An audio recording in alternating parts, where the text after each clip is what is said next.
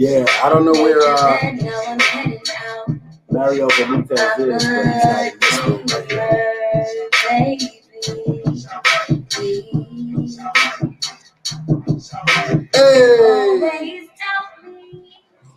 right Hey! Hey! What it is, What up, though? Hey, it's the podcast. I don't know. I had another one earlier, but then I went with that one for some reason. But I thought you was gonna go like kind of crunk with it, like it's the podcast, it's the podcast, it's the podcast, something. No, I was gonna say many podcast, Pat. I don't know. That's what I was at that. I was listening to 50 earlier, so 50. You trying. I get it. I see where you're coming from. Yo. I see it. Okay, you know what I mean? Yo, what's up, y'all? This is the 26th episode of the podcast. Oh, it's our half birthday. Hey.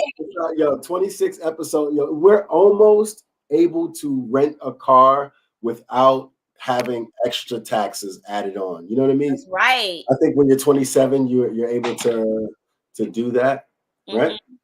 All right, yo. We're with my lovely co-host, of course. Our lovely co-host. You're not great, Ellis. No, I'm not. It's all right. You are Mariska. What's Mariska? Hargitay. What is that? It's like a play on Mariska Hargitay. Who's Mariska? From Law and Order SUV. Is that the main girl? Yeah, that's the main girl. Oh, okay, Miss Mariska. And like this week they just reunited Benson and Stabler, like with her original partner. You know what I'm saying? It was a big week. You know what I mean? I have no idea. All I know is the Family Matter, the Family Guy version is Law and Order's on.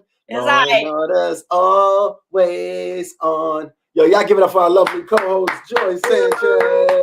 What's up? Yo. And of course, every week y'all know me. I am Henny Cornelius, aka Stokely Carmichael, aka Ho Biden, aka Mac Arun Poon, aka Marvin Straight. You know how we do it every day. We out here. This is crazy. What? Joy. Yeah. Joy, this is the podcast. So I gotta ask you, where were you when you took your first legal New York City smoke? I believe I was. Let me see. This was Wednesday. So that means I was in my bed. Okay. I was in my bed. Yeah, I was in my bed. Mm-hmm. All right. Where were you? I was actually at work. I was at work. I was working an overnight shift. I do like. All right, I work for myself, to be honest with you. So, no. If you ever go around the city and you see my flyers up, that's from my street team, and I'm the street team. So you know what I mean. I was out there, so I was on my overnight shit because I like to move in the darkness because I'm dark. You know what I mean. So I like to move like that, right? Like a ninja, like you know what I mean. Like the real Batman was supposed to be. You know, Batman right? Like Jesus, I got you. But yeah. So I'm out there moving, and it's past 12 o'clock, and I just lit a spliff, and I was just like, this is my first legal joint, you know what I mean? And I was looking for a cop. Did you look around? I was actually looking for a cop to go blow it at him, like you know what I mean? I was fuck you at, you know what I mean? I was going, but it's COVID, that would have been very. That would have been assault under the law. Under the law of COVID.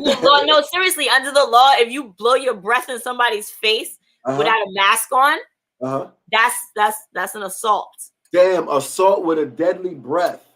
That is crazy. That is amazing. Yo, I wanted to shout out one of our esteemed, this is why it works. This is why it works. This is why I put up the P.O. box and I tell people about the P.O. box.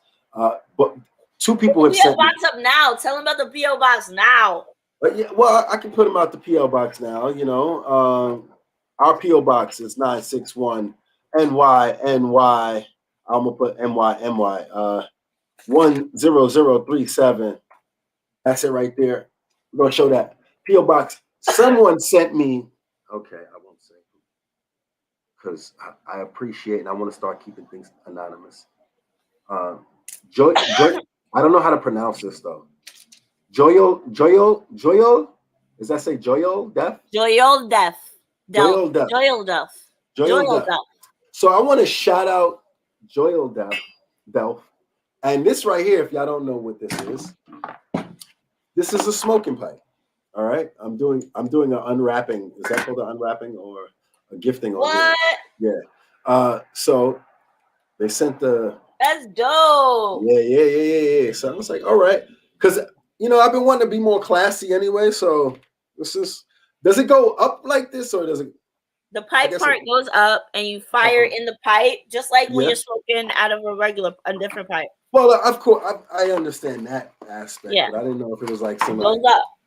If I'm supposed to be like, and now I mean, you don't have to hold it up. You can hold it up if you want. Like that's a personal choice. No, of course. I mean, nobody's over here trying to keep personal choices. No, I'm living my best life over here. Oh shit. Okay. I don't know what. Okay. And I put that down in there. Okay. That's nice. All right, guys. So shout outs to Joyol Deaf. Make sure if you have anything that you want to send that's weed related. I also have somebody who's been sending me Jehovah's Witness pamphlets. So to that lady, please continue. I don't know. Maybe one day I'll become Jehovah's Witness. Maybe one day. I don't know. Don't get out here telling no lie. Yeah. I want to bring in our first, because we're doing a comedian roundtable today. I want to bring in our first guest. Esteemed. He's a punny dude. He's a punner. He's a pun guy. All right. Works a lot with a lot of women throughout the New York City region. I want y'all to give it up for Tino Romero. Y'all give it up for Tino Romero. Yeah. Thank you very much. Thank you for that intro. It's a pretty cool intro. You know what I mean? Hey, you already know. How you been, Tino? I've been pretty good, man. Glad to be here. I got here too early. I watched the pre-show. Yeah. I love it. Oh yeah, hell yeah. Nah, you ain't get here too early, man. We're gonna bring in our next guest. This guy is a very funny guy. I always have a problem, like, because right now, everything's PC. I don't know if I say Hispanic or Latino. He's a comedian, so I'm sure he'll say something funny about my fuck ups. But y'all give it up for a very funny dude, stand-up comedian around the New York City area, Mario Benitez. How you doing? Yeah, you can call me whatever, Latino, Hispanic, whatever the fuck. I don't. That shit don't bother me. You're not Latinx. Like, nah, fuck that Latinx man shit. The only people that use that is not Latin people. Okay. Yeah, that, for sure. Since I got y'all here before we go into the podcast and we go into the comedy roundtable, because we're gonna be talking semi-seriously, semi-funny about our careers as comedians. I wanted to show the audience out there. Shout outs to my man, Lighthouse Rick Aquino, for making the commercial. We got the Roach clips coming. Woo! We got the Roach clips coming. We got yes, sir. We got the Roach clips coming 420. We're gonna play that Roach clips commercial. Yeah.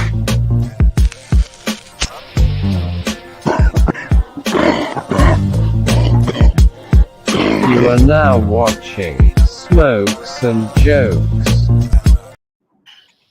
Wow. Yeah.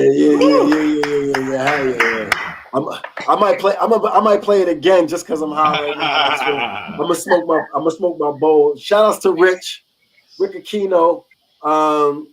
We produced the album together.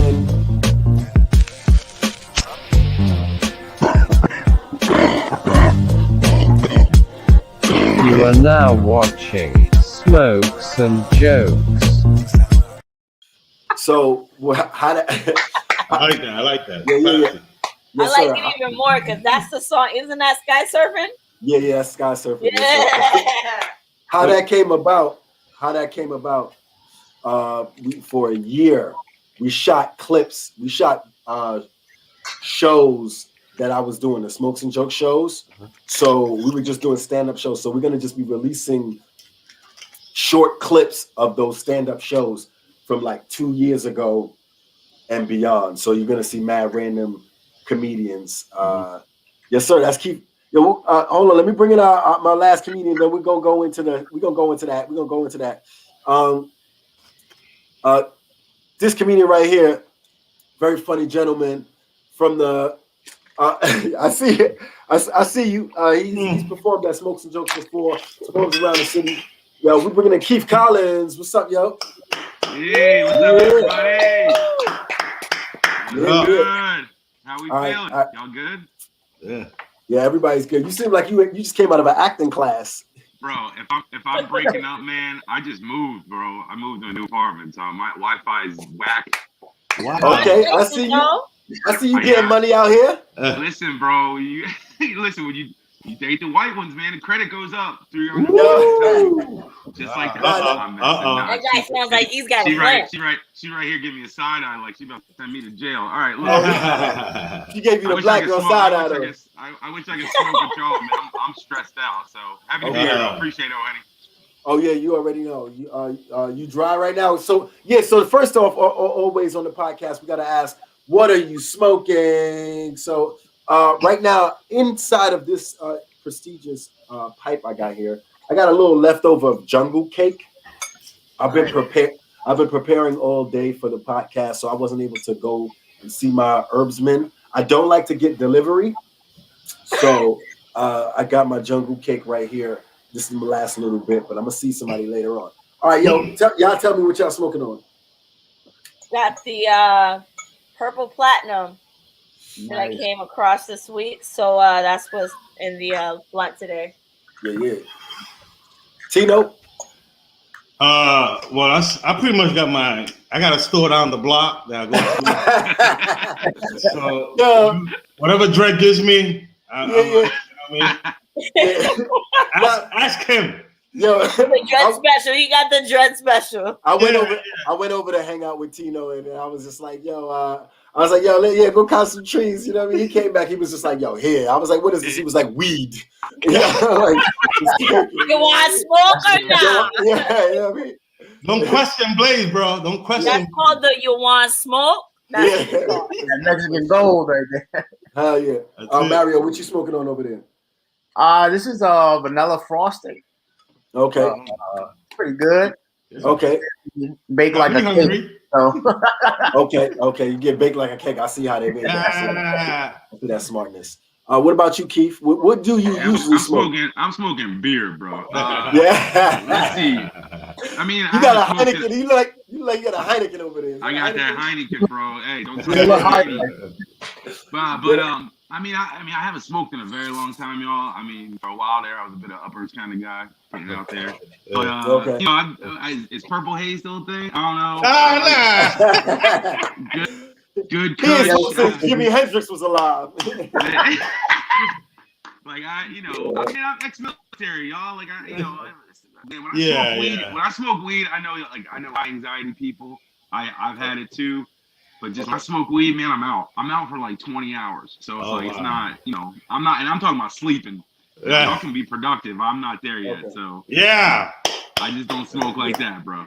Yo, I appreciate your honesty, man. This is the podcast. We don't judge you though. We're not here for just all day, every day. I love y'all for it. It's good. Yeah. You know what I mean? It's sometimes I think sometimes I've been going days now without smoke. All right, I've been going hours now without smoking, and it's been like because everybody got their different feng shui. That's what I realized. You got to do what makes you happy. Weed is now legal. Weed is now legal. I want to talk to yes. Finally. For real. Who said for real? Yes. I haven't heard this. Good job, New York. Yeah, spoke on the street. I think dispensaries might be coming. I don't know, but legally, oh my God, they put so many people scale over this shit? Sorry. Go ahead. No. All of that is coming, but they're like currently working on creating a regulation bureau for it. So just like in how it happened in Colorado, where like they made a whole way to like where you file your licensing at, like that has to be created, how they're gonna tax it, who's, you know what I'm saying? All of those things are gonna be put in place before certain things come in. So like we can grow plants at home up to 6 mature plants and 6 immature plants at home, right? Possession up to 3 ounces if you're 21 or older. But the thing is that now it's completely decriminalized. So it's also like one of the few bills that has what's it called? Restorative justice built into the bill, where everybody that's immediately going to be like, if you're a nonviolent drug offender, like that was charged with anything to weed, if it's not gonna pass this law, like if you're not a criminal under this law right now, you're going home, bro. Like, so that's some really great shit to happen. I feel like that's good, unless like you were in jail for a while and then you had to kill somebody while you were in jail, and like now you're in jail for killing someone and not the original crime. How many of y'all pot smokers are really like violent criminals like that? Like, yeah. But that's also it. It's not even about if you are a violent criminal when you're initially charged, right? This is a part of the whole problem of the justice system, is that you send innocent boys and innocent young people into this place while they're just waiting for trial. Some people are in jail right now, or in Rikers right now, waiting for trial for no other reason, because there's no other place to hold them. So like all of that shit contributes to it. So if you send innocents out into the jungle, dog, it's getting fucked up, and you either become an animal too so that you could survive.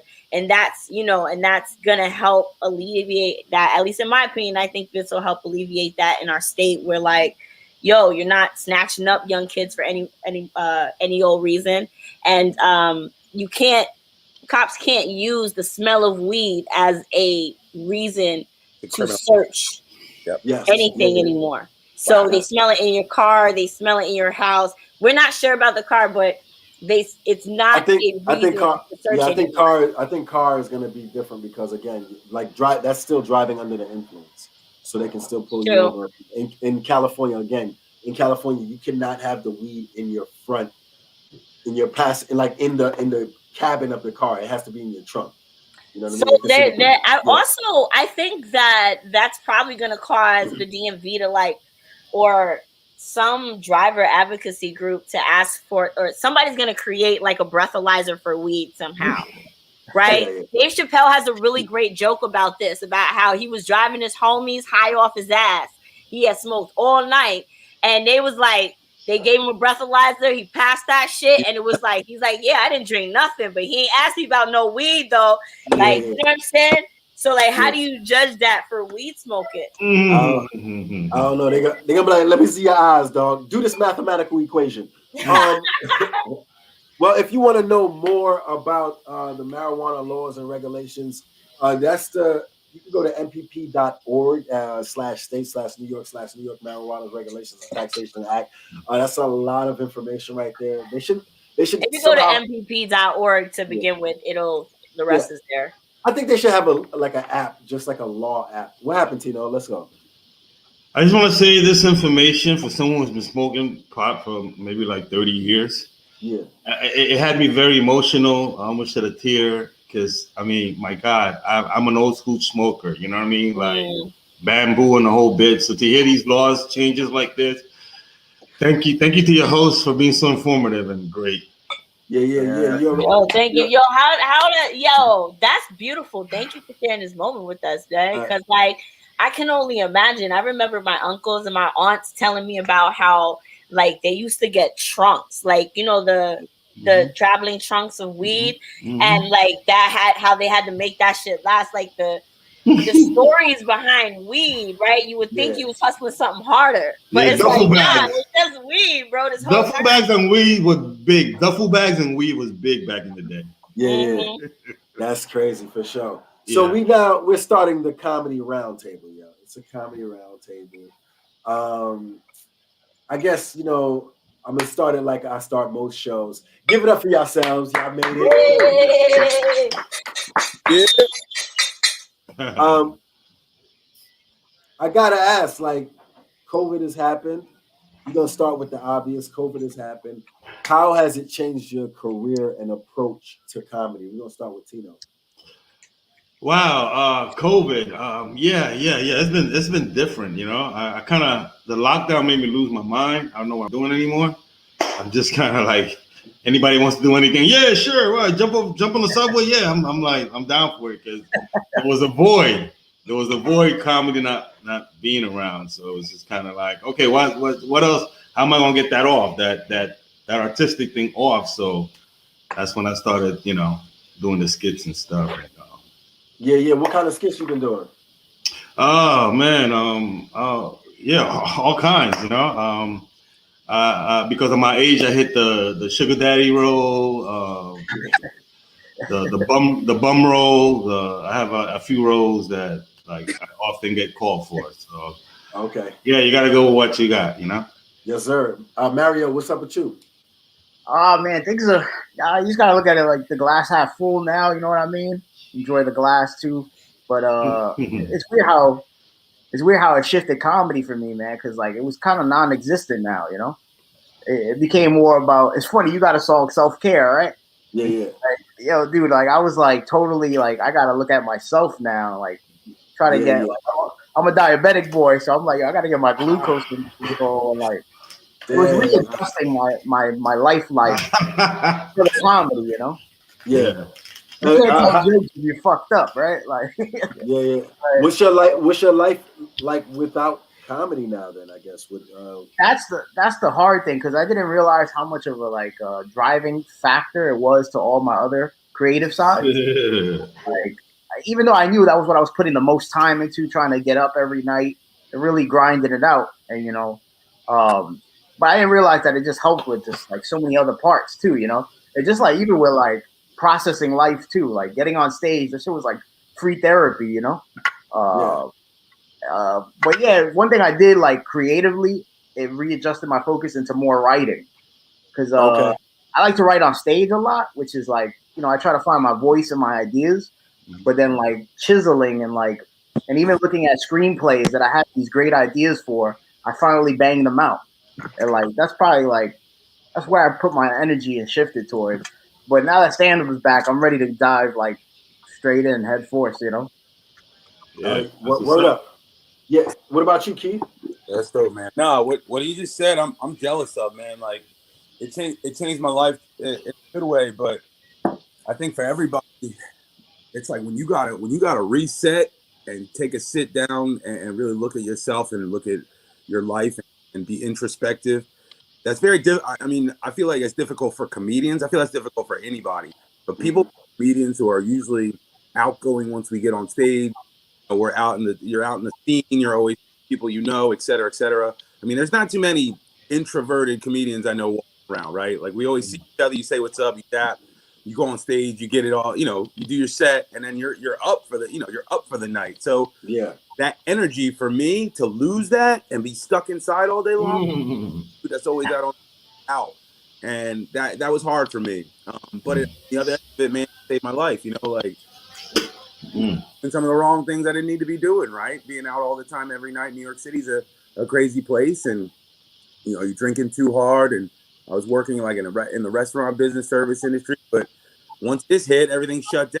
So prior to this, I was like the finance guy, right? I always do my opener about being in finance and like vital and all that shit. I got a new job out of this, and I'm like work remotely. Got back into it that way. And then people started hitting me up for like Zoom shows, and I enjoy that. I enjoy these platforms. I'm glad that we were able to share with each other this way. Zoom does kind of suck. Right. What's wrong with Zoom? Everyone complains about Zoom shows. What the fuck is wrong with Zoom shows? You have to have that pause. You got to do a joke and then wait. And like if somebody, but then if people are on mute, you don't even hear laughter. So the reason I'm used to not hearing laughter, so that maybe that's a joke and you don't hear anything. You on a computer, you're like, God damn, this is shit. But look, I'll put it this way. Like, I had people reach out, say, hey, do you still do comedy?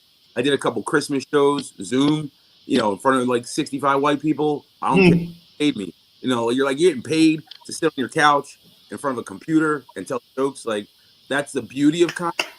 Woo. Oh, and thank you. You know, it's the beauty of comedy, but it's also like the curse of it too. To where in the real world, we're sitting here hustling and trying to figure it out. Everything shuts down.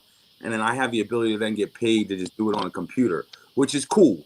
But outside of that, man, like, and sorry to take up too much time, but like, no, go ahead, talk your talk. Do it. I wasn't that big of a comedian. Like, I wasn't that high level. I don't, and don't anyone here take offense to this. I don't know. The people that were big, they're back on stage, right? They're traveling. They're, you know, they're getting booked. They're doing Pennsylvania tour shows with like 300 people, and that's great and good and fine. They're getting paid. But that just wasn't my life. And I recognized that about 3 years into comedy where, you know, it's a 1%ers game. And if you don't see yourself doing, you know, if you don't see yourself getting past this stuff and traveling the country doing it, then pull it back and like try to figure out multiple streams of revenue that you can make money doing comedy, but you can make money doing anything else too. And keep your day job. That's a damn sure. Yeah. Hey man, no, don't clap, man. F that day job, dog. They don't care. Too real. They don't care nothing about. See what happened? He don't smoke. Yeah. That's why. Okay, yeah. You gotta do the drug test, man. Yeah. Let an MF try to drug test me. You better just believe that I ain't smoking. If I say I ain't smoking, that's your choice to believe it or not. Drug test me. Where is the trust, guys? Like, where's the trust? I mean, I think that trust triumphs. You need to trust me. You know what I mean? Come on, you're gonna try to drug test me. You could maybe COVID test me. That's it. It's gonna be me talking to the white dude. Like, you see Henny, man? They took him in the Damn, man. You're out. Who's your comedy icon? We'll start with Mario Benitez and why. Oh man, that's a rough one because there's a few, but you know who and I guess there's a lot of people now, but I really love Patrice O'Neal, man. Okay. Like, you know, I just love. Did you just get into his stuff? Did you just get into his stuff? No, I've seen him since his HBO half hour, like years ago when I was super young and shit. Yeah. So I was always aware of him, and I seen Elephant in the Room when it first came out, and it was like, but I never dove into because I never had like satellite radio for Opie and Anthony and shit like that. You know, I didn't even know what the fuck that was. So recently, you know, so I just dove into more of his like radio interviews and like his things like this where he really gets personal, and that dude's just philosophy was awesome. And like, as a fellow diabetic too, like it was cool to hear like this funny ass perspective that I feel 1,000% and understand, you know, and seeing somebody like that I think is dope like that and be like representative to some battle that I got is like, this is cool as fuck. So I just love his material, man. And like how he could just work rooms, you know, and like set up different traps and like just lead audiences to them to like, disagree, then show you the truth, and you gotta agree. Like his shit is just like, I don't know, shit is the truth. Has it changed the way you do comedy, or like what, like when you approach comedy, are you trying to be like, all right? I try to stay away from like, I don't know. I try to be me with my shit because I have like these dueling sides, you know. I could do really nerdy shit, and then I could just talk about real hood shit, and it's just my life, you know. It's how I grew up, so I try not to sound. And I guess once you use like slang and shit, you just end up sounding like somebody else who uses slang too, which he does, you know. So it's like I don't mind that, which I think is just a New York like East Coast thing. But yeah, I try to stay away from sounding like. I know all his diabetic material, so I try to bring something new, and like, but it's all relative. That's why sometimes that actually scares me, you know, because I'm like, I don't want to sound like this, but it's like my truth too. So it's like, how do I? So how do you flip that truth on his head? What's the difference between like they say, good artists borrow, great artists steal? Like, what's the like? How can you take that same vibe and that material that he really brought to something that's universal, that's all of our lives, because that's what us as comedians are doing, bringing something that's universal, that's all of our lives, and then like, all right, let me take it to the next level because apparently jokes get stolen all the time. Keith Collins. Keith Collins. What? I stole somebody's joke? No. Did you steal somebody's joke? And like, damn, you called me out. No. Who's your icon? Joke stealing, borrowing. It's wild when you see a set or someone's joke and you're like, damn, I wish I thought of that, right? Like, hardest thing. But then I love. Well, I hate when there's comedians that hate on others and they're like, oh, he thinks this, that, and the other. He's got that one bit, just that one bit. And like, well, love with it. So why are you hating? Like, people have their jokes and let people have their bits and let them run with it, and hopefully they're successful. And that's how I look at it, because I'm like, hey, damn, I knew you when. You know what I mean? I can tap up with you, and maybe I can open for you. Anyway, but in terms of like comedian, like, I mean, for me, Chappelle, I mean, Dave, I don't know, man. Like and then I guess him, and then for me, Eddie Murphy, like, so Raw and Delirious are the reasons that I even thought that I could get on stage and tell jokes. And I never knew about like the open mic thing, and I didn't really understand it. I knew you could go to open mics, but I just was watching Raw and Delirious, and I was like, this guy, the way he tells a story, the way he talks about, he brings truth to life in terms of his personal experiences and turning those into anecdotes and jokes. That's how I would want to be. And that's Eddie. Now what Dave can do is turn something that's so serious and that is eye-opening and revolutionary for anyone who's listening, and he can make it funny. And for the times we're in right now, in terms of people having an angle, not many people even know how to do that. You get Carl,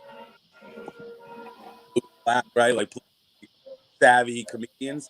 Dave is like the king of that. He can just talk about something and have the room silent, and then drop a line and drop a what's it called? Not joke, but punchline that just kills the room. So I don't know. And I just look up to all his specials and stuff, and he's just always. And I also, I got kind of like that dirt. I hang out white. But that's him. That's it for me. Yo, so we actually have Dave in the stream. He wants to come on right now. I'm dead serious. You're not serious. We're gonna bring on Dave Lester, comedian. What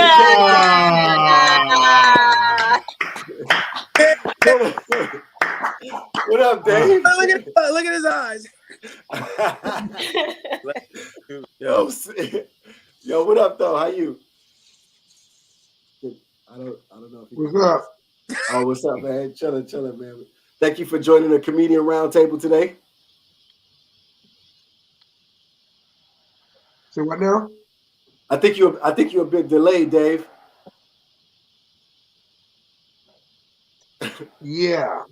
Dave, are you using Zoom right now? What are you on? You on an original PC?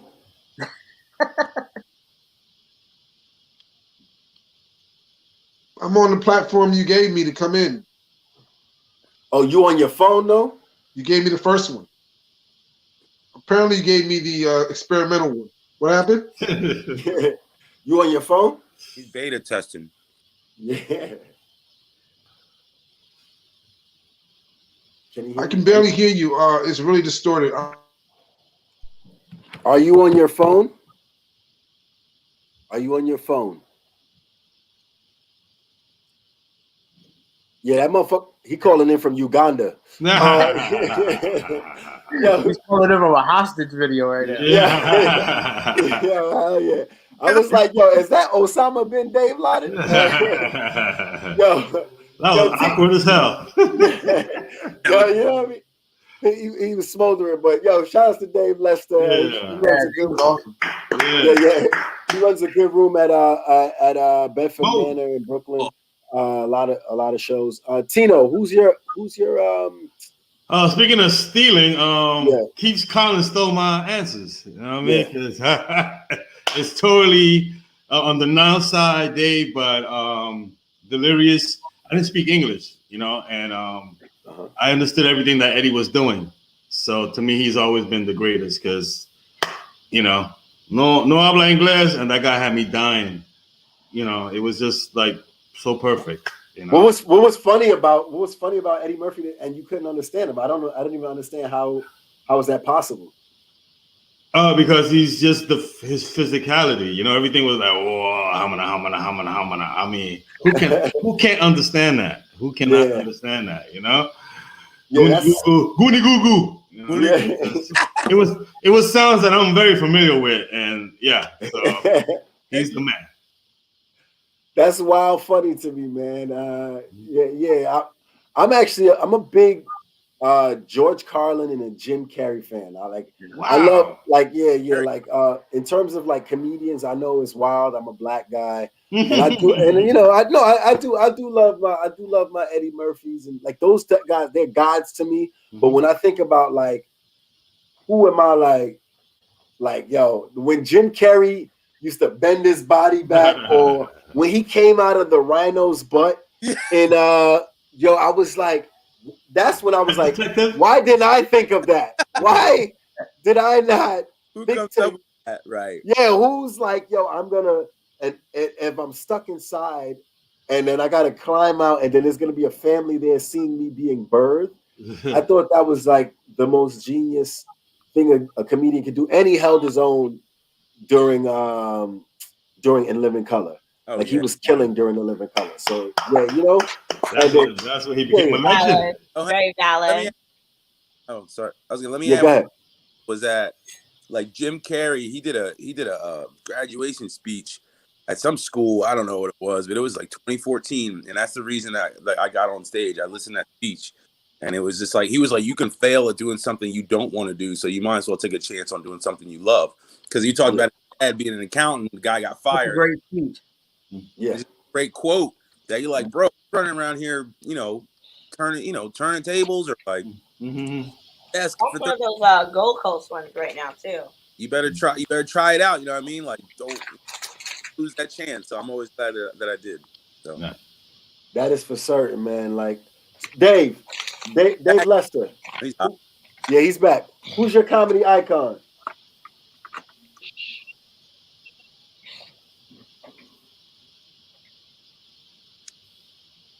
Can he hear us? I don't think he can hear me. Okay, we're gonna keep going. Thank you for being in the room, though, Dave. All right, Dave. Yeah, Dave. We love you, Dave. I think he's working on broadband. Yeah, I've been there before. I know how it is, man. Come on, LT. You know what I mean? He on an LG phone on broadband right now. I've been there traveling and shit, and I've had to do a couple of the podcast episodes, so I can't. What's the hardest part about being funny? We'll start with you, Keith. That not everybody's gonna get it. I think that's the hardest part about it, man. Like, I feel like all of us in this group, talking right now, in some form or fashion, have been funny in front of our friends, our family, our loved ones, or strangers. But once they put you on stage, like, go be funny, and you're like, okay. So what is funny to you? It's like, what is funny to you, and what might be funny to somebody might not be funny to somebody else. So I think that's the hardest part about it is being able to relate across whatever it is: race, gender, creed, sex, religion, any of that. That's why I talked about Dave Chappelle. You get people in a room, he's gonna make you laugh no matter what the fuck you are. So that's really the hardest part about it. But say being funny in general, but also being a comedian as well. For sure. What about you, Tina? What do you think the hardest part about being funny is? Oh man, he stole my answers again. I don't know, man. I've been at it a long time. I've always been a funny guy, whatever. But I just, the what he mentioned, like getting it on stage. You know what I mean? Because I get in my head a lot, with the ESL, and I have so much that I want to tell that I'm like, I lose, like, okay, no. So my downfall is thinking on stage. Do you just do shows in Spanish and does it translate? Like if you're doing puns, like can you do those same puns in Spanish and does it even translate? Not exactly, because it's just two different languages or whatever. I mean, I do puns in Spanish, but it's just the language is just so different that you know. Oh, okay, give me a pun in English and then give me a pun in Spanish. Yeah. Oh, okay. Pun in English. I was upset when my girlfriend brought a strap-on dildo, but I put it behind me. All right. Yeah. All right. And let me get that Espanol. Yeah. Salud. This nigga come on. He can't heckle. Is he heckling? Is he heckling? That's the modern day heckle.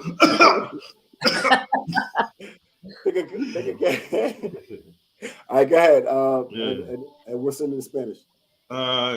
You know, yo tenía una novia, shit, man, que era china. Sí, pero era una cochina, which means she's nasty, you know, in Spanish. Hold on, say that again.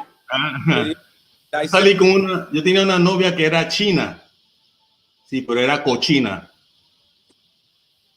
Okay, Mario Benitez, you understand that? Yeah. Yeah? Yeah, he's saying I had a Chinese girlfriend, but the translation, that's the thing here. It's like but then when you put cochina, that means she's a pig. So China, Chinese girl, cochina, pig. So you're expecting, oh shit, you had an Asian girlfriend, but no. That's why. That is. I want to cry because that's my head. That's my head. And, when I come up with it,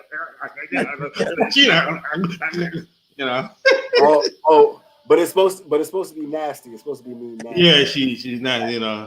Because Chinese and Spanish also means nasty. Nasty. So. Oh really? Yo, well, yeah. Spanish people, y'all fucked up. Y'all call black people. I'm like negras, like nasty. Everything. Y'all just be out here like racist as hell. Hell yeah. Hell yeah. So, and then you a dark-skinned Spanish dude, so I know you be walking around just being black one day, and they say something Spanish. Like, hold on, hey, let's not do my act, all right? I'm just here to punt today. I'm just here to punt. My fault though. You said I'm just here to punt today. How do y'all approach because I've been watching the Derek Chauvin trial, How do y'all approach serious topics on stage? Head first. Head first. Head, can you hear me? Yeah. Go further. I approach the ones I give a shit about. So I talk about, first of all, I think there's fun ways to go about going into your material, going into your whites are evil material. I think that this, just to get up there and be like, and here's round 3 of whites versus blacks. I think that I like to back into my jokes where the audience doesn't know they're getting ready to get pressed into, whatever real shit we're dealing with. Like I do a joke about police brutality and white privilege. And it starts off with me just wanting to be a white man in Midtown during a Wednesday afternoon. And it disarms everybody. Like, that's crazy, because black people are like, why is he saying that? And white people are like, go on, interesting. And so before they know what's happening, they're committed to knowing how this turns out. And white people they get tired of hearing about, this is hilarious to me. They get tired of hearing black comics talking about our experiences. And so I spin it on them and I back up into it. And, they love a good, likable story. And then the next thing you know, you start throwing your tags and they start realizing what the real premise is and they can't leave. It's like being on a cruise ship. I got your ass now. You got to ride it out with me. And yeah, you either laugh it out or you sit there unhappy while I finish this joke. To answer your question, though, yeah, I think you gotta challenge the audience with what's going on in the world. Why wouldn't you? And maybe that's not every job. That's not the job of every black comedian. But sooner or later in your life, you're gonna have to do that as a comedian. Maybe not right away, but sometime later, or sometime when it's consuming your thoughts every day, you'll write about it. Yeah, we're all a part of the same universal consciousness. I feel like so. If you're a comedian, I feel like you're a sensitive person. What is your comedy built from trauma? Yes. I think everybody started doing stand-up comedy from trauma. Either niggas got hugged too much or they didn't get hugged enough. He said hugged. Some niggas got hugged too much. And those are the unfunny ones.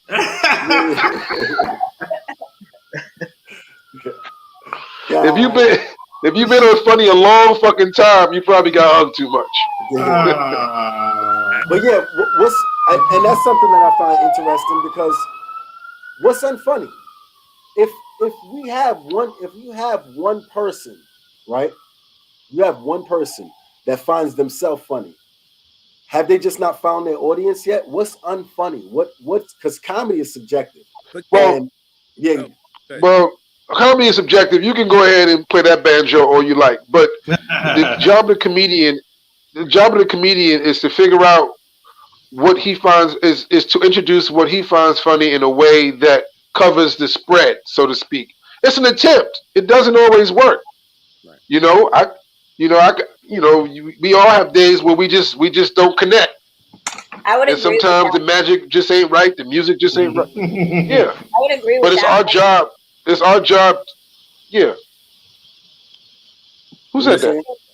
No, me. I was saying I agree with that. Like comedians, like comedy is subjective, right? It is a subjective art to be enjoyed, but as a practice, it is not. Right? As a practice, it's an art form it is a craft that you master, that you work at, that you study, that you try and you fail. But when you get better at it and you're working to master that craft, you're always going to get better. And yeah, you'll have bad days. You will bomb, but you won't always bomb if you're studying the craft and you're trying to be a master craftsman. Yeah. Yeah. Okay.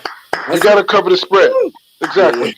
I was going to say, add on to what Dave said and what she said was that like they use it banking, right? KYC, know your crowd. Like if you walk into a room, see the crowd, and you understand to be malleable, to be able to change up, not necessarily change up your comedy, they're your jokes, but approach, as Dave said, how you approach it and what you put on stage, and what Dave said. Well, I used to think you have to change.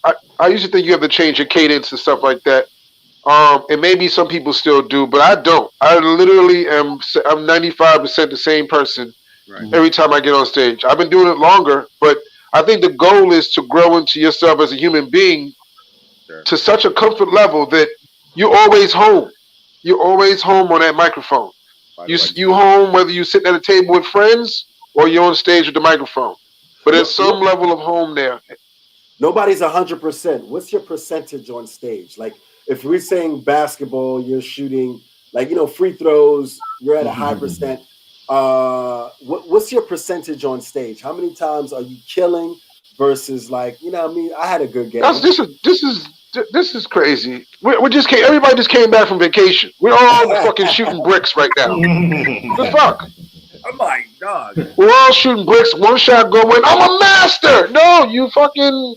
Miss 15. You're fucking 3 for 20 right now. We're in a bubble. We're in a bubble right now. We're in a bubble right now. Niggas missing layups. Like, come on now. Niggas shooting foul shots like Pistol Pete, underhanded. Like, come on. What's the career? Come on, man. Niggas watching their old games like. Just missing it. Or shit. Come on, man. You ever been booed off stage? Hell Hell yeah. At school. Yeah, nigga. Yeah, nigga. Nigga, I've been booed recently. Like, I got booed by some junior high school kids at a career day, and I wanted to walk into traffic. I wanted to walk to the BQE and then just walk through traffic. Bro, this will make you want to kill yourself all the time. Them kids will make you want to take. That's why I understand why people shoot up schools with kids in them because. Oh my ass. Nigga, you go bar mitzvahs with your high school kids and see if you don't want to go back with a trench coat. See if you don't want to pistol whip a few of them motherfuckers with you. Come on, man. Like, I want to laugh, but as a parent, I'm not allowed to laugh. I'm a parent. I got junior high school kids. My kids can get it too. They evil too. Yo, girl teaches me my English, bro. Yo, can I just ask how many of y'all are parents? Yeah. I've approached grandparenthood, so I'm a grandparent. Yeah. Welcome to the club, Dave. Welcome to the club. Fuck y'all. Old ass motherfuckers. Yo, this nigga, I like to ask the table, like, how do any of y'all see y'all comedy like playing out in your kids? Like, is that part of your legacy you want to leave behind to your kids? Just like that general field of questioning is where I'm asking about. I'll say something and do a reverse as my pop. Like my dad died 2 years ago, right?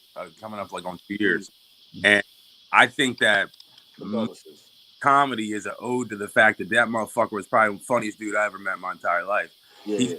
Facts. He had 4 kids and didn't have the time to be getting on stage and grabbing a mic. So people and you pull. Yeah, y'all killed his dream. Y'all killed his dream. Yeah. It should have been you guys. He shot up the club. Drive y'all motherfuckers to the woods and drop y'all off, and I'm never coming back. Yeah, he should have. It should have been one of y'all. He should have just went on with it. Yeah, I agree. The question was about the kids. Yeah, my kids definitely slowed the dream down, but they also are the dream, right? I think I had kids, and I grew up as a man with my children. I think maybe some of the younger parents might contribute to that, and as it helps you reflect. It helps you. All the things you are as a parent, you need to be that way as a comedian to get better. You need to be self-aware. You need to be watching your you need to be unselfish. You need to be kind of unbiased at times. You need to be compassionate. You need to be aware. All the real good tools of being a parent, you need to be a good comedian too. So I feel like I went to school. That's interesting. Yeah, that's what. Mario, do you have comedy out with your kids? Do your kids like your comedy? Yeah, sorry, she asked me a question. My 2 oldest boys were at my recording, my special. They were there. They enjoyed it. Oh, word. I mean, not to take the attention off y'all. I was and like all my questions are for all of y'all. Yeah. No. I understand. Because I see Mario Benitez over there quiet, so it sounds like he ain't busting no nuts yet. I ain't laughing over here, man. Okay, you ain't busting no nuts yet, huh? Not yet, man. I haven't fucking shot up no clubs. Yeah, good. So what's taking you so long to get famous, motherfucker? Come on, man. What's going on? Bust those jokes. Yeah. No, but yeah. So because I feel like that's my kid is actually, as a comedian, my kid sort of pushed my seriousness of purpose. I was not a very serious young person. Even as I grow up, I come from a family of jokers. We like again, as we roast you, if you pass away, you're getting roasted on the passing away. Like, you know what I mean? That's my family. You feel me? So because we roasted you in real life, so why be fake when you pass away? So it's that I didn't take a lot of things serious. So as I grew up and I got my kid, sort of seeing him grow up, I'm like, shit, I need to have a plan with the comedy. Although I want to be funny and I don't take a lot of this stuff because the world is sort of like, I saw so much early on as my traumatic experience was so much early on that I had survivor's remorse by like fucking 16, 17. So I'm already like, whoa, I'm still alive here. You know what I mean? Why, you know, does it like, you know, I'm having existential crises at 18, like taking myself from the hood to, so I don't really, I say that to say my son has put a clear cut timeline. Like you see your growth. Like yo, so it has made me more serious in my approach to comedy. How old is 14. My son's 14 now. Wow. Yeah, you know, I think if I didn't have a kid with my high school sweetheart, I'd probably had a kid with some old, you know what I mean, some old jackrabbit shorty that I didn't know, and it would have been a, you know what I mean, you know the jackrabbits, so no, we don't. No, we don't. yeah. And you know, not to be misogynistic, there's jackrabbit dudes for very elite level women, but you know, is jackrabbit like a jump off? Yeah, jackrabbit is like a jump off. You're not really spending time with it. It's like a short amount of time within, like, you know what I mean, like you feel me? Go on. Okay. Yeah, I wasn't talking about the vibrator jackrabbit. Yeah, they more than like like a oops, I did it again than like you know what I mean, shorty swing my way. You know what I mean? Yeah, of course. That's that hipster white girl for me in Crown Heights. Yeah. Out, man. Goddamn. Like that. Anyway. Yo, Tino, yes, how is it like getting like slapped in the belly and like rubbed with like because I've been watching your skits and to be honest, at first I was hating. I was like, fat. I was like, look at this fat nigga here with these beautiful ass women and shit. I like, this shit ain't funny. My mother. Yeah. I'm like, this shit ain't funny. And then I'm watching it again. I'm like, oh shit, this shit funny the motherfucker. So yeah, what like how did that process come along with you, like getting with the women and like doing it was weird because I mean, you know, I'm an old dude. I'm not into technology and all this and that. You know what I mean? I haven't figured it out. Yeah. So what I was doing, John Laster, you know, he would call me to do skits here and there, and I got together we did a skit with Danny Deuces where I played the landlord. And that kind of opened up the whole, you know, hey, I'm a skit guy, you know, because I met her like right before COVID, you know what I mean? It was supposed to shoot. We had to wait like a year before like the whole lockdown into, you know. So she was checking up on me. All right, she was like, "You didn't shave, right? You all right? You go, you know what I mean?" She just loved my look and she just wanted to use it. So Danny Deuces was kind of like that was where it got me. Yeah, it got me going with the pretty honeys around, and you know, she's the one that saw the sugar daddy in me. Okay, that's beautiful. Yeah, we got to get Danny Deuces on the show here. Yes, please do. Yeah, and then after that, who are some other people you worked with, and what is it like the process of working with them?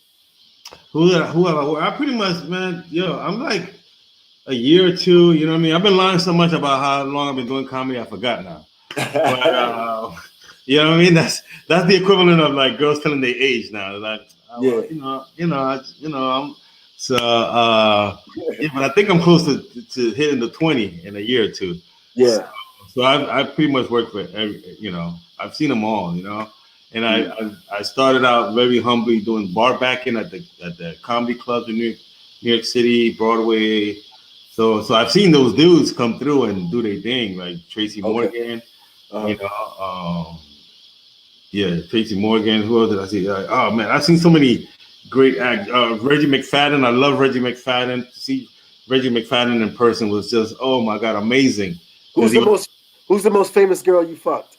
Oh. All right. Don't answer that. Yeah. Who's the most famous person? You can't ask that. You end up in a. If you don't want to heard about hard, you can't ask that. I know. I was being rude. I was trying to get. I wanted to get. I'm gonna put that. I'm gonna put that as the quote. I'm gonna put that as the quotations on the thing right there, and then we're gonna clickbait them. We're gonna clickbait them so that. That's how I keep the ladies around me. I respect them. You know what I mean? Like I know it looks like horrible what's going on, but there's nothing but respect. I have daughters, so you know. So it's really work when they come to me. They know they're gonna work. So Oh, that's a beautiful thing. Yeah. I love them like kids. You know what I mean? I saw there's no. I look like a creep, but trust me, that's the furthest thing. That's the furthest thing from my heart. Yeah, no, I don't think you look like a creep. You do give me like sugar daddy vibes and shit like that. You know what I mean? Yo, my father was a player. My father had 40 kids, so get out of here. I have that thing in me where I could connect with the lady. But I'm broke. Pulled out once. Huh? He never pulled out once. Yo, he was like, yo, I'm shooting every club up. Man. He shot all the. There's a warrant out for his arrest in 40 states. He was a mass shooter, bro. Damn. Yo, damn, son. Thank you for clarifying that. Yo, okay, I see you, Keith, over there with your pink toe. What? I see you over there passing James with your pink toe or something like that. You and your beautiful lady. I see you. She's over on the couch. She's like, eat that. You know, I'm like, man, this is my shit. This fucked up a Friday night. Yes. We about to. I don't know. We supposed to have a musical guest, so I don't know if she's coming. You know, we already. See, I've been on the same wave as you. I've been looking. I've been searching. Yeah, so I have not had a response, so I can't. Some people be actually just delay for like 5 more minutes. Yes, okay, we're gonna delay like 5 more minutes. Did y'all see what happened with KD's DMs? With Michael Rappaport, y'all ain't see that? Man, shit, what's the story with that? Yo, so basically, Kevin Durant and Michael Rappaport was exchanging DMs back and forth, right? Mm-hmm. And it gets real flagrant. It gets wild. KD says some wild stuff to Michael Rappaport, like, I'll fuck you up or something like that, or I'll rock your knot or something like that. Mm-hmm. I'm trying not to curse as much so we can play this, you know what I mean? Mm-hmm. So he's like, I'll rock your knot, blah, blah, blah, blah, blah, blah. And Michael Rappaport posted. He posted DMs. Ooh. So he like, yo, your boy KD is threatening me out here. Like, you know what I mean? I'm feeling so I'm like, all right, yeah, KD can't be in his feelings like that. Cause that's some sensitive joint. You know what I mean? You can't be in your feelings. They talking about basketball. It's, you know what I mean? I get it.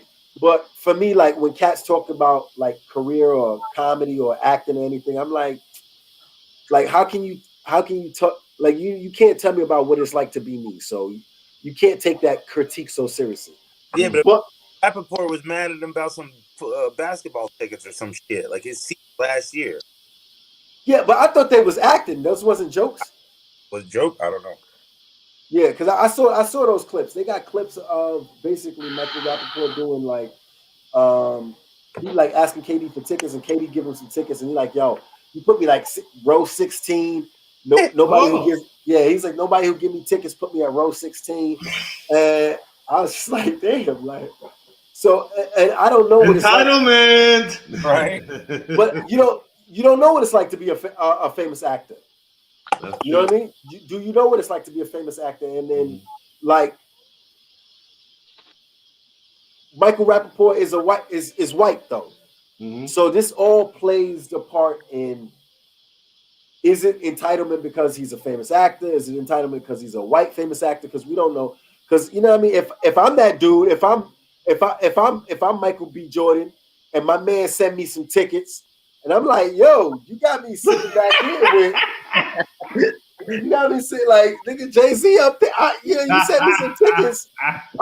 I'm nominated for an Oscar. B. What you talking about? So how you got me sitting back?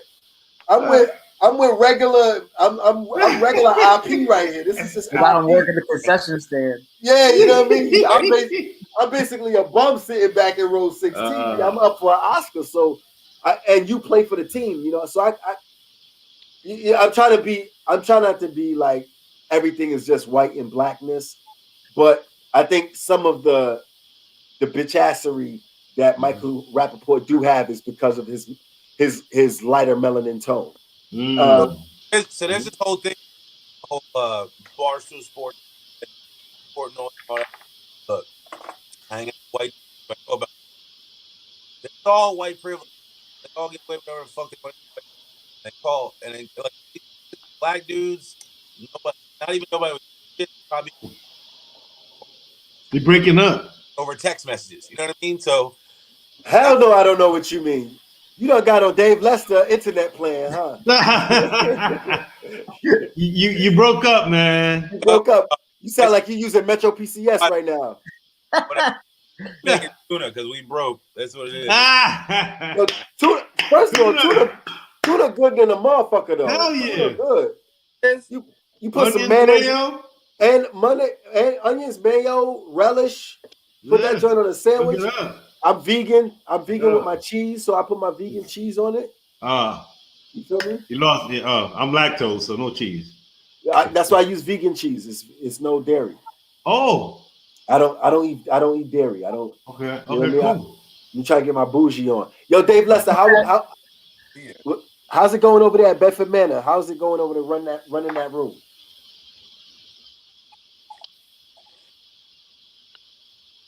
Well, yep. I can't hear it's not working. Yeah, I can see that. It's not working for me either.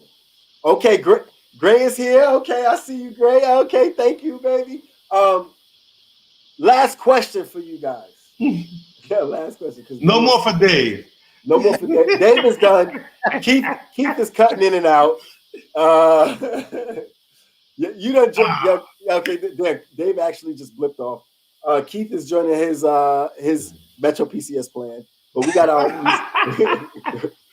music artists coming up. Last question, y'all. Is it worth it?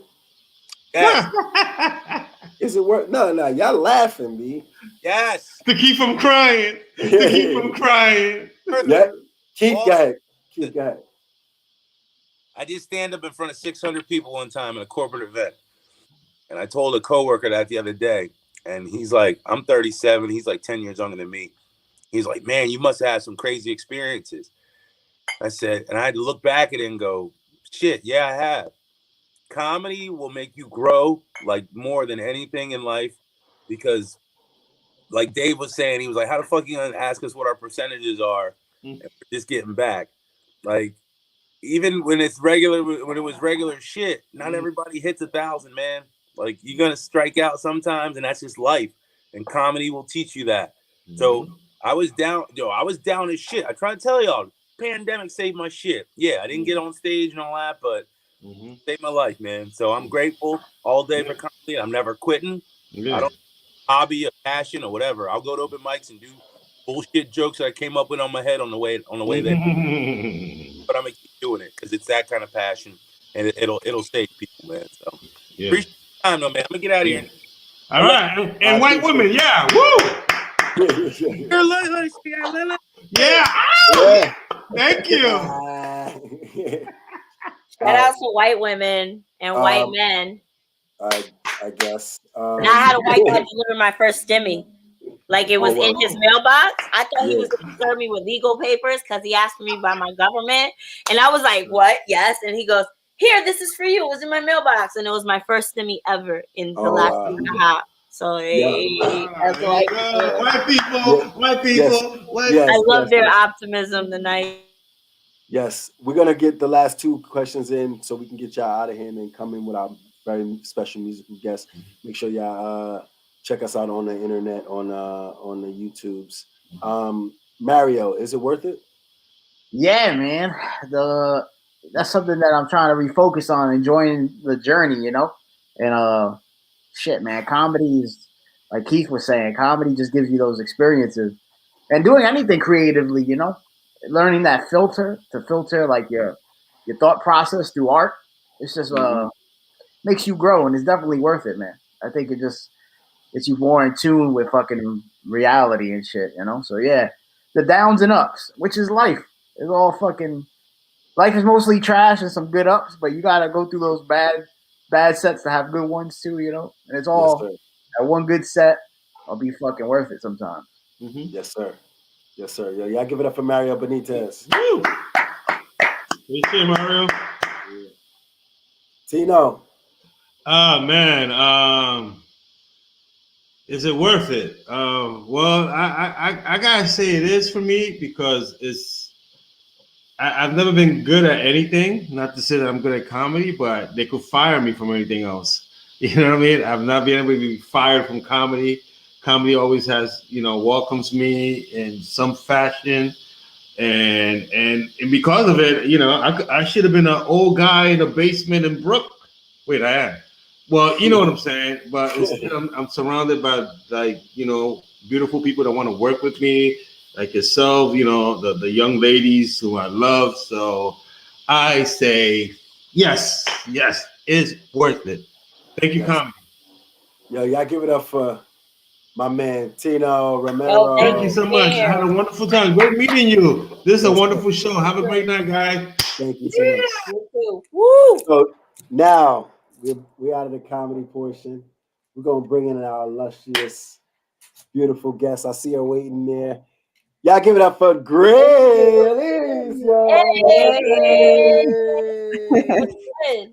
It's the podcast. We got some music. It's the podcast. Hold on, let me see what's popping. What's up, yo? Let me tell y'all. So I met this young lady a couple weeks back at the open mic at 5B that Hand Creeps does, or Handcraft Creeps does every Friday night. So, yo, welcome. I was like, yo, you smoke weed? She's like, yeah. Thank you for having me. Yeah, I was like, yo, you smoke weed? You want to be on a podcast? Yeah. And so thank you for coming. What you bumping? I think it's one of your songs. Yeah.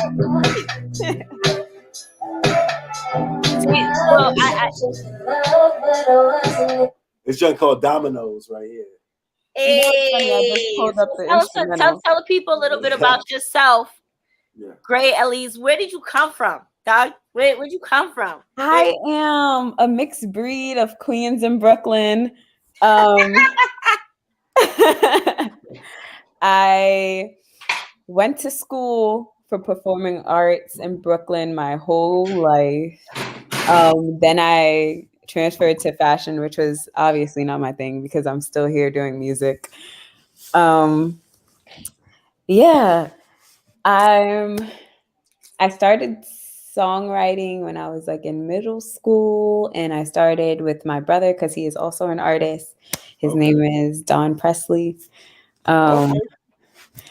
Yeah, so basically, I've just always been, Do you play instruments and read music, or are you like classical? I don't. My instrument is my voice.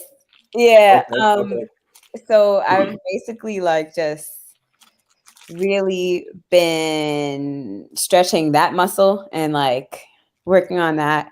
And I more so focus on like the songwriting portion because I love writing. I love poetry. So that's what really gravitated me towards singing more, because I do have a really lovely voice and I've been singing since forever. If I do say so myself. Thank you. Yeah.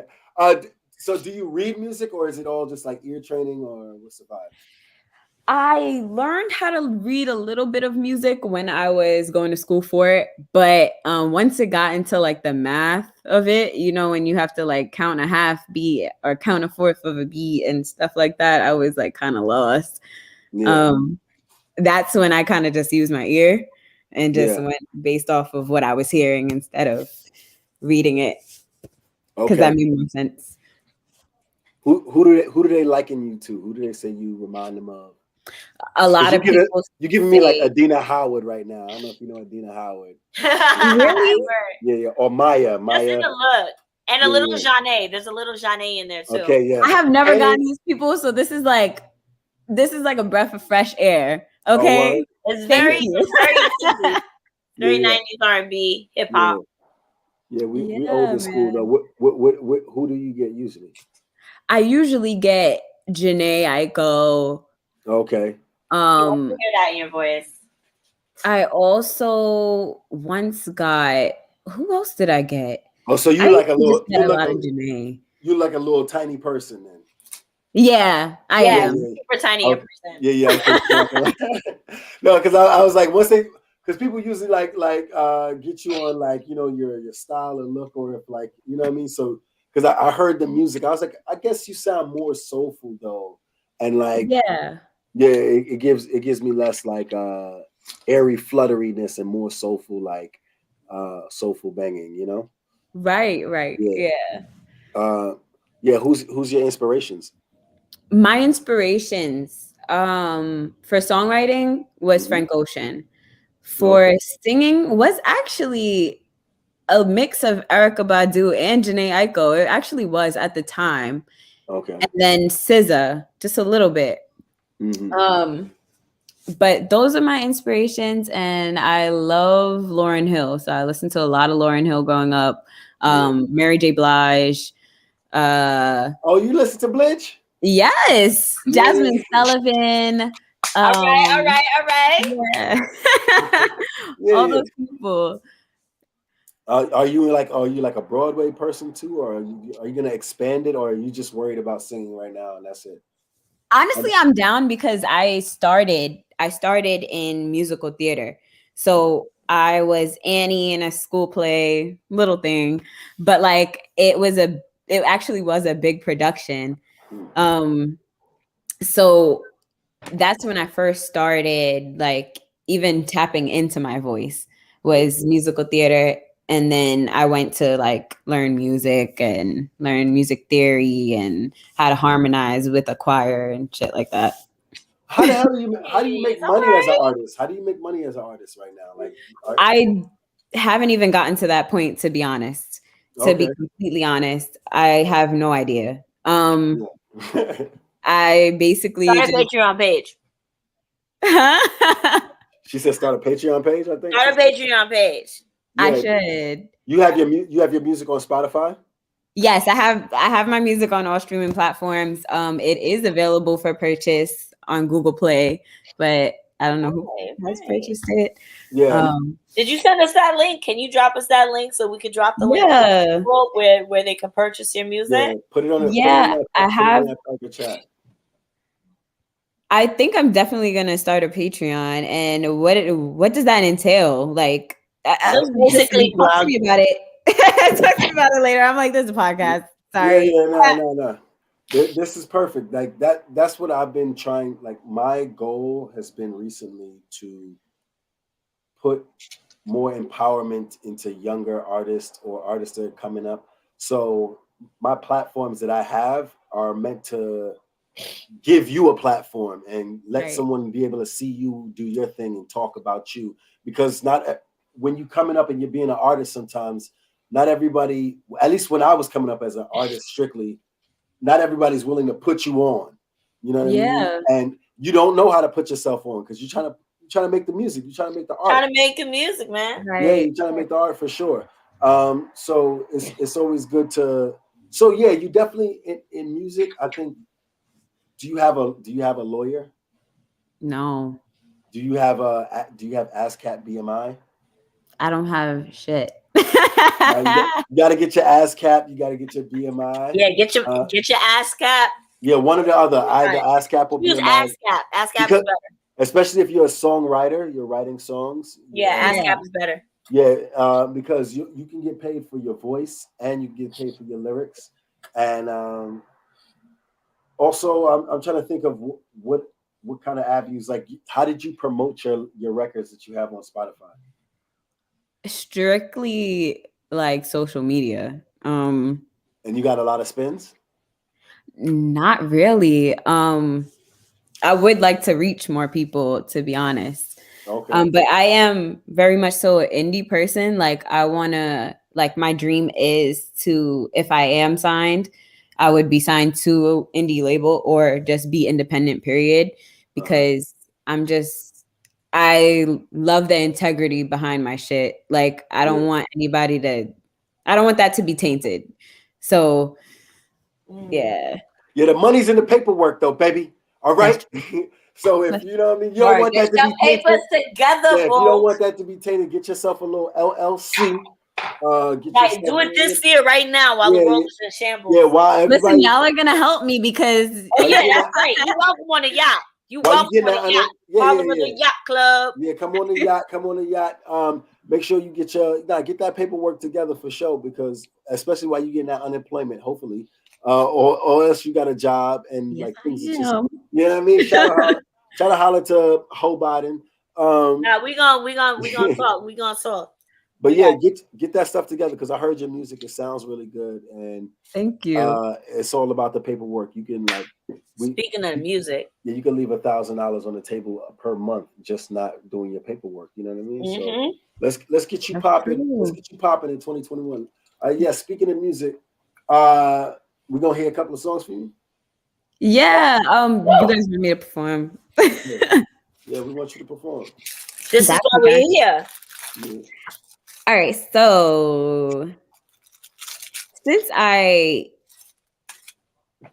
just wrote this song, I literally just wrote this song. I haven't put it out yet, but I got this for you guys.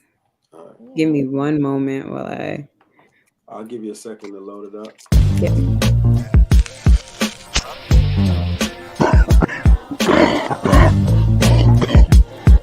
You are now watching Smokes and Jokes.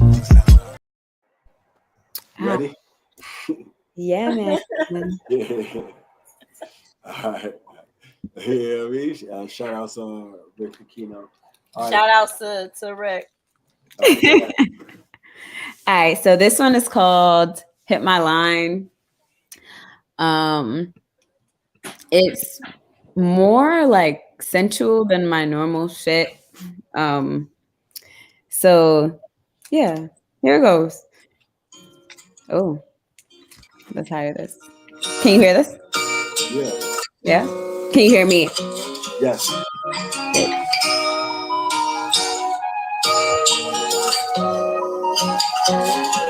Baby, we can get close. Oh, help you let down your guard. Get the satisfaction. I know you've been searching for hope, but you won't discard me like them hoes. No, we can take it slow. I know I ain't the only one, but I ain't worried about the clock. Just wanna get me some. Now tell me what you want. Yeah. Come a little closer, boy, and tell me what you say. I know that you've been waiting for this hour in the day to go ahead and say whatever's going through your brain. I'm miseducated, can't take my eyes off of him. I've been a little forward, haven't gotten no regrets. Flowing, everything I do is 100%. Living through these moments, making movies in my head. Cassidy is the one who is getting in my bed. Oh, I know I ain't the only one, but I ain't worried about the clock. Just wanna get me some. Now tell me what you want. Yeah, yeah. Maybe we can get close. Oh, I know you've been searching for hope, but you won't discard me like them hoes. No, you won't discard me. No, you won't. No, you won't. No, you won't. So that was Hit My Line. It's unreleased. So all right, a little exclusive. Ain't never hurt nobody. Yes. Yeah. I was over here with my tambourine. I see. I was like, oh, you know what I mean? oh man. Yes, that was nice. That's nice. Beautifully written. Thank you. I have another for you. Okay, you got that last one? So, I'm doing one more? Yeah, one more. Yeah, cool. How many you got? How many you got? You got 2 more? I have 3. Yeah, I was going to perform the one that you played, but you know. Yeah. Give me 2 more. You got 2 more. Yeah? Yeah. Cool beans. Yeah. Hey, this one is Traffic. This is like my most played track. I would call it like the radio song, but yeah, it's pretty dope. Here we Call go. it the radio song, girl. Manifest that shit. It's gonna be on the radio this year. Yeah, no, this is definitely like radio quality. So this is Traffic, and this came about because I like taking pictures at red lights. So like the way that the red light hits me, I thought of it like that, and I was like, wait, hold on, let's come up with more. So here we go. Yeah. I like it. I like your style. Thank you. Hey, yeah. Red light flicks, I'm a backseat shorty. Don't know why you do what you do, but you do what you want. Red light, red light.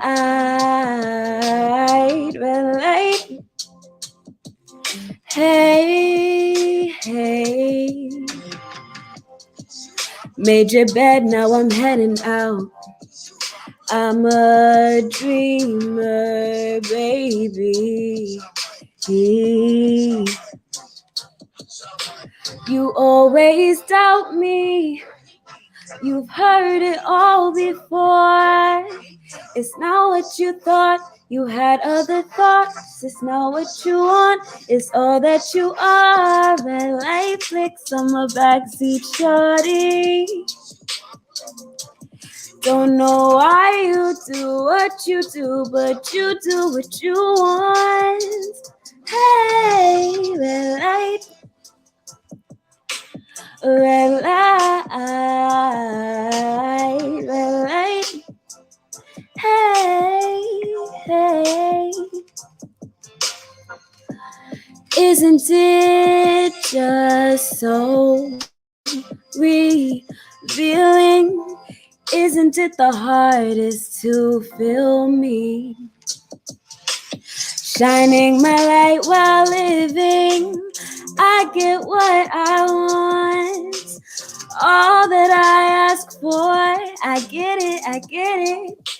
I ask for it all. Closed mouth, stay starved.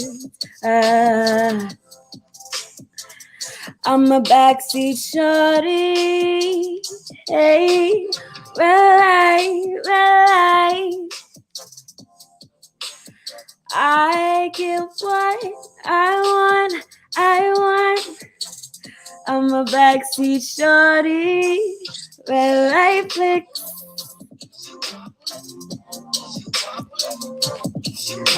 Why do you do what you do? Why do you get what you want? Why? I'm a backseat shorty. Don't know why I get what I want, but I get what I want. Hey. Word. Hey, can I talk? Yeah. Oh, amazing! Yay! Yeah, all my songs are pretty short. Like they're like 3 minutes, 2 minutes top. Yeah. Backseat shorty, 2 minutes, huh? 3 minutes top. Wow. I love that. No, I love that. I just want to say, it needs more cowbell. Honestly, I was like, why can't I hear you? Like, Yeah, that's mad funny. What's your how do you prepare to write a song? Is there like a ritual you have? it's a few different ways, honestly. So since I love poetry so much, I kind of write first. I write, and then I'll find a beat that's appealing to me, and I'll hop on it and I'll make it fit. Sometimes, like coincidentally, or like the universe wants me to freaking commit myself to music, because I will find a beat that will literally go with what my melody was originally, and I don't ask any questions. I just go with it.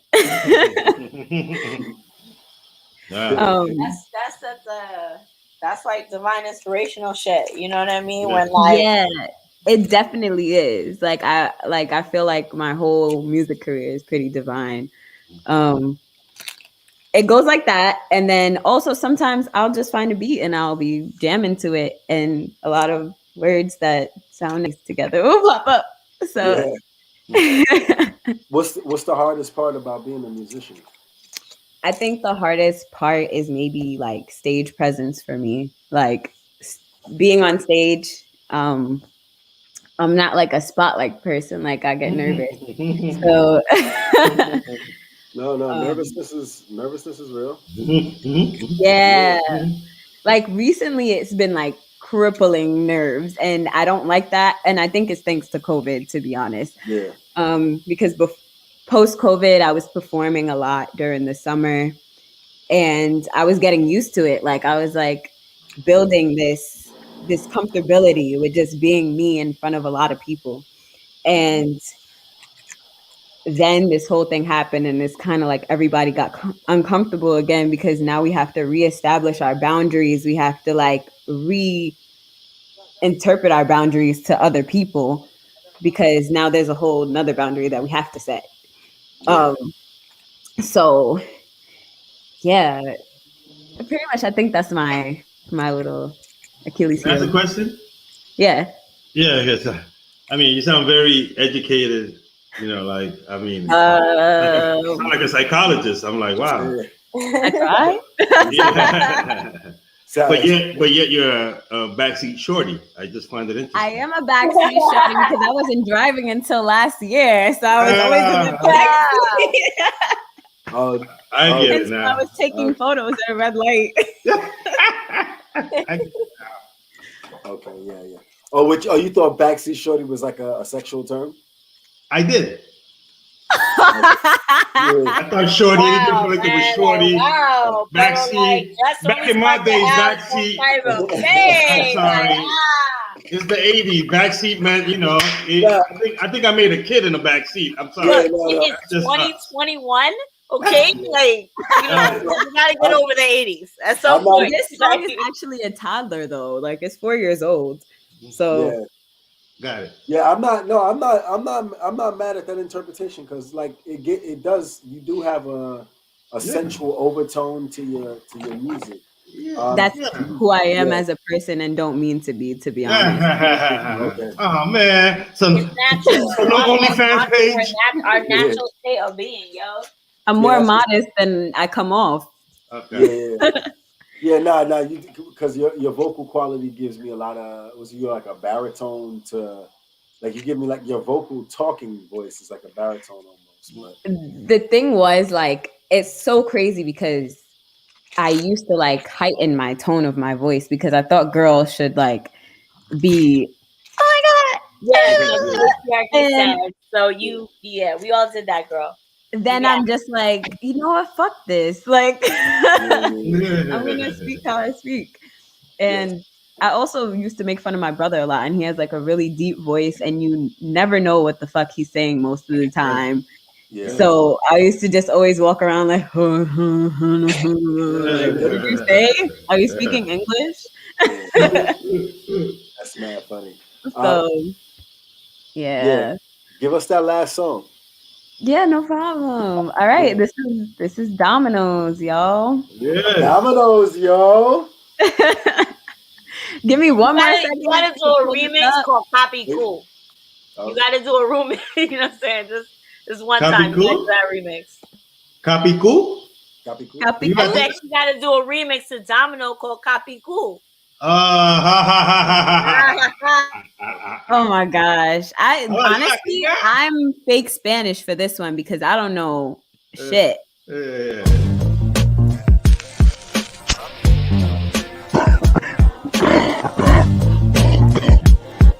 You are now watching Smokes and Jokes. Alright, I'm gonna do this one a cappella for y'all because You can't find the file. yeah. You need another 30 seconds? No, we love an acapella. Yo, we love an acapella. Yo, Acapulco is my shit. Let's go. Hey, so this is Domino's. This was written to break someone's heart, to be honest. This was written to hurt someone's feelings because he really hurt me. And he was so nonchalant about it. I was just like, girl, I gotta give you the slow clap for that one. Like, yes, let's get that shit popping. I was like, no. So I went home and I wrote this song and I sent it to him and I heard that he cried. So I accomplished my mission. Anyway. All right. I was searching for love, but I wasn't expecting you to poison me with your passion. Why do you do this to me?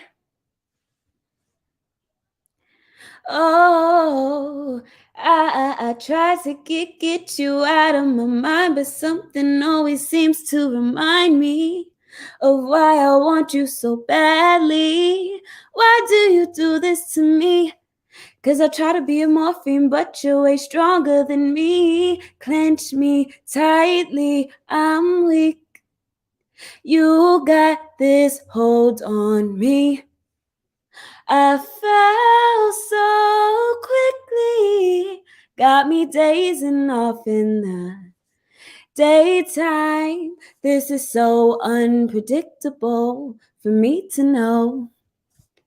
But I was searching for love, but I wasn't expecting you to poison me with your passion. Why do you do this to me? Why do you do this to me? You came, I fell into a lie. You trapped me, so I continued to give my all while you were working part-time. So falling back, I realized that I have no chance. You're such a disappointment. So disappointing. Why I was searching for love, but I wasn't expecting you to poison me with your passion. No, oh, why do you do this to me? Why do you do this? Why do you do this? I was searching, but I wasn't expecting you. Why do you do this to me? Why do you do this to me? I never got hooked to anything till you came along and brought everything I wanted from a guy. So I strapped you to my heart. And the one you gave your all to, never seen what I seen in you. So you let pretend be true to you. When you had true, you couldn't handle the truth. Hardest thing is I'ma stick by you, 'cause one day you'll see leaving wasn't the right thing.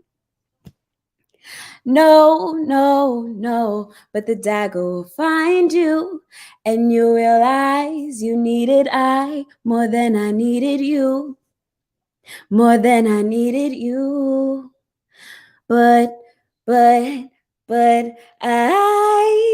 these feelings are crazy. I'm feeling kind of crazy. Maybe I am. Maybe I am. Hold up. Boom. There's a beat drop. Boom, boom.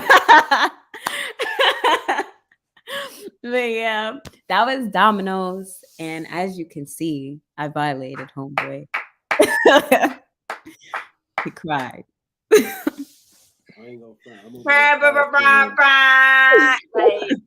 I'm always a fan of the violation of males, especially if they deserve it, if and when they deserve it. You know what I mean? Oh man, I mean, I got an apology from writing this song, so I guess like that's what's up. That's what's up. I hear you, Petty LaBelle.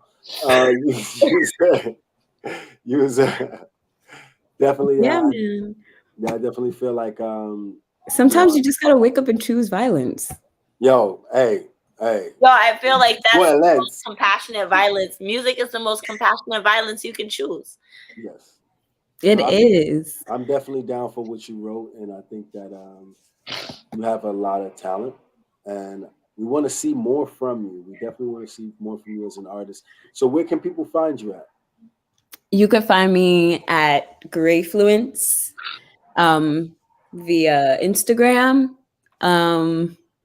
That's about the only social media I use right now.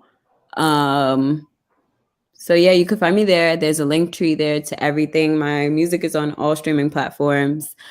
Gray with an A, not an yes, E. Gray with an A, not with an E. What's up with y'all? Why y'all always want to spell Gray with an E? Yeah. Because that's how you spell Gray. But you know what? Gray's Anatomy. That's what everybody said is that. Yeah, I see that. Is Gray the color spelled Gray? I have no idea. Gray, the color is spelled Gray when it's a darker tone of gray. What? Really? That's the difference? Yeah. Basically. That is crazy. I'm supposed to know random shit like that. But also, I just kind of had the name because I feel like I'm like very much so a middle ground for a lot of things in my life. And it just resonated with me on that level. So I dig it. That's diggable. That's for sure. Yeah. Well, thank you for Oh, she also reminds me of the chick from Digable Planets. Oh, who's that? Ladybug, I think. Do you mean Digable Planets, or do you talking about the ones who made 5 o'clock in the morning? No, Digable Planets. I don't know. I don't know the lady on. Who like that? Okay, I know the song, but I can't think of the I'm gonna think of her name, Matt Random. Yeah. You got. We'll come back to this. But great. Thank you for coming on. Thank you for having me. You're welcome. Have a good night, and we probably see you around Brooklyn. Yeah, no problems. Hit me up because I need all the information. I need the guidance. Okay, we got you, girl. All right. Have a good night, y'all. Bye, Grace. See you tomorrow.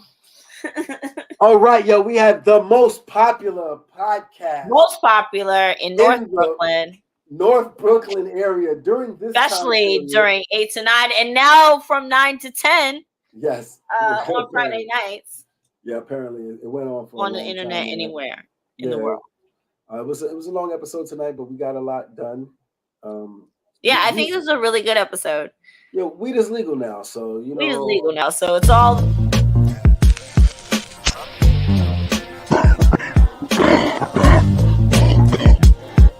You are now watching Smokes and Jokes.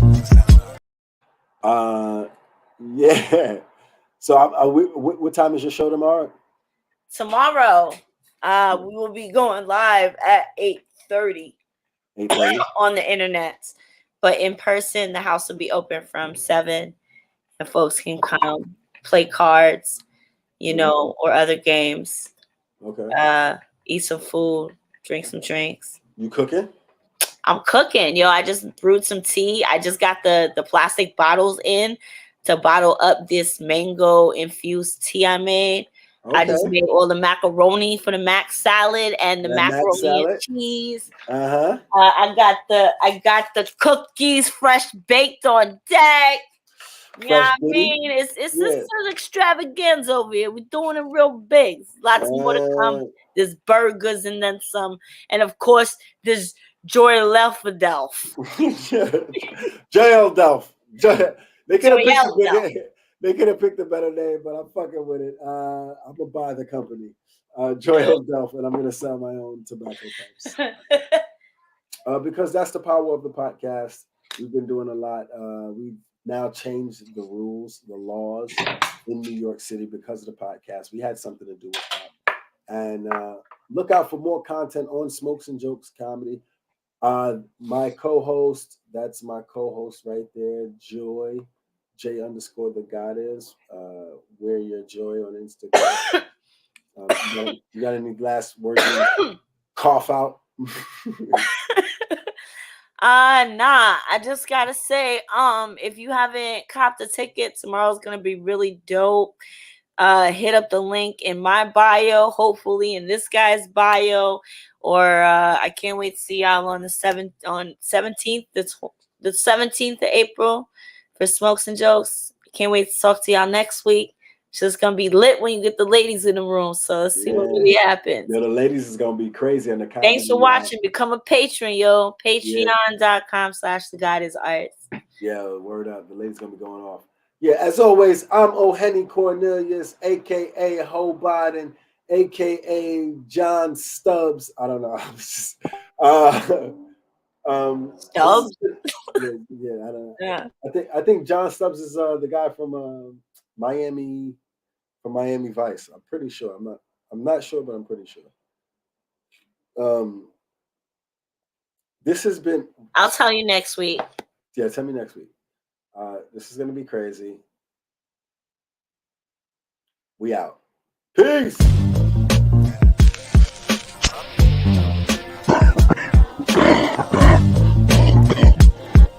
You are now watching Smokes and Jokes.